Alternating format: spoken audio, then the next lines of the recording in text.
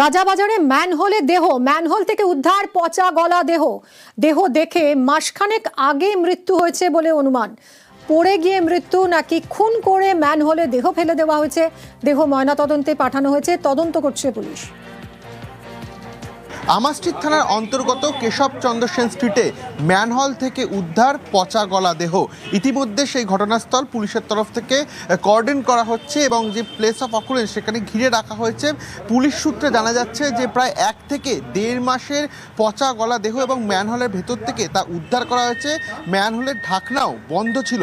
সেক্ষেত্রে দুর্ঘটনা নাকি এর পেছনে অন্য কোনো কারণ রয়েছে, গোটা বিষয়টি ইতিমধ্যে আমাস্ট্রিট থানা পুলিশের তরফ থেকে খতিয়ে দেখা হচ্ছে। ইতিমধ্যে আমাস্ট্রিট থানার যে পুলিশ, সেই পুলিশ এবং ডিসি ঘটনাস্থলে উপস্থিত হয়েছে। কিছুক্ষণ আগেই কলকাতা পুলিশের হোমিসাইড ঘটনাস্থল ঘুরে গেছে, ডগ স্কোয়াড নিয়ে আসা হয়েছিল।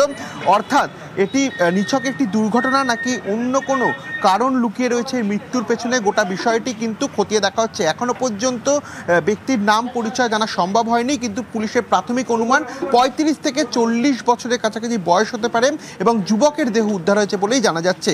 কী কারণে মৃত্যু, দেহ ইতিমধ্যে ময়নাতদন্তের জন্য পাঠানো হয়েছে এবং ময়নাতদন্তের প্রাথমিক রিপোর্ট সামনে আসার পরই সেই কারণ জানা যাবে। ক্যামেরায় অর্চন গোস্বামীর সঙ্গে রৌনক দত্ত চৌধুরী, নিউজ 18 বাংলা।